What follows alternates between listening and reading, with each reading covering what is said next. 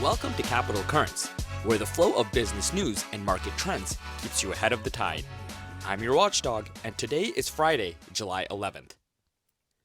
In this episode, we'll tell you about the big milestone that Nvidia crossed and the impact it's having on the S&P. We'll also discuss OpenAI's plans to take on Google's Chrome browser. And finally, what Delta is saying about the summer travel season. After a bumpy start to the week, markets were back to rallying on Wednesday, thanks to a jump in tech stocks. The S&P and Nasdaq were up 1% to hit all-time highs. Then, Bitcoin hit all-time highs for the first time since May, crossing 113,000 for the first time ever. And then to round out the record books, Nvidia's market cap briefly crossed $4 trillion on Wednesday, which is the first company in history to reach that milestone. Nvidia is such a massive company now that their market cap is more than Meta and Google combined. Nvidia by itself now accounts for more than 7% of the S&P. And speaking of the S&P, it's back to being top heavy, with the top 10 companies in the S&P now accounting for 40% of the index. So when you invest in an S&P 500 ETF or index, you're mostly getting exposure to the big tech stocks.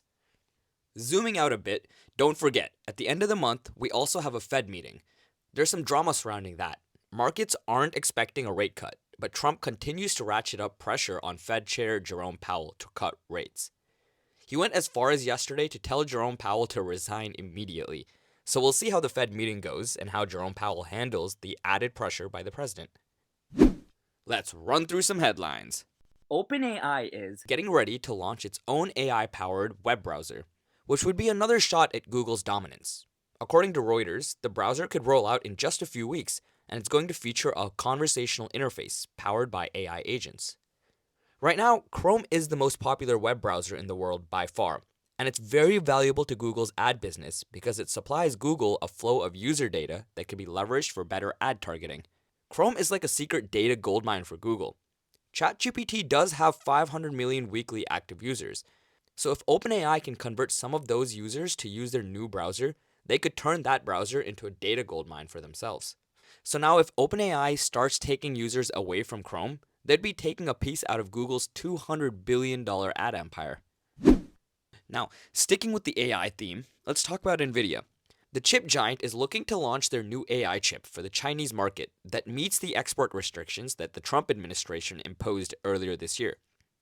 A few months ago, Trump banned Nvidia from selling their H20 chips in China, even though those H20 chips were already a watered-down version of the more powerful H100 chips. That ban forced Nvidia to take a $5.5 billion write-down. The Trump administration is worried about the progress that Chinese companies are making in AI. Companies like DeepSeek, Alibaba, and ByteDance are releasing state-of-the-art AI models, despite not having access to these best chips.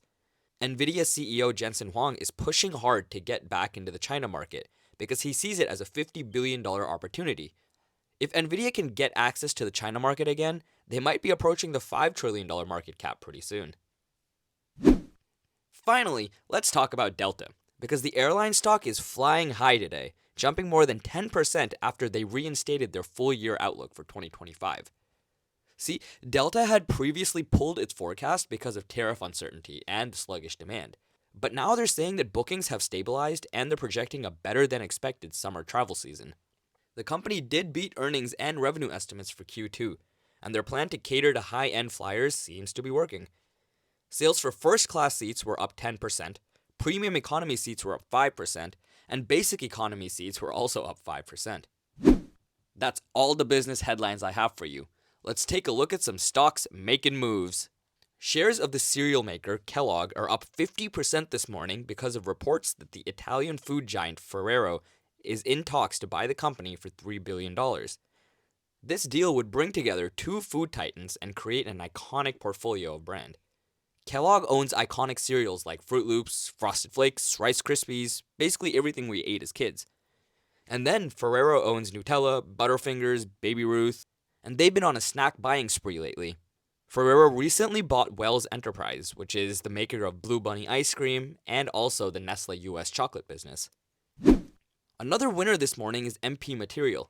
Shares are jumping more than 40% after the Department of Defense becomes its largest shareholder. MP Materials is entering into a multi-billion-dollar partnership with the Pentagon that includes the Pentagon buying $400 million of preferred MP shares. On the flip side, ConAgra shares are down about 5% this morning after the company delivered a weak profit outlook, weighed down by tariff costs.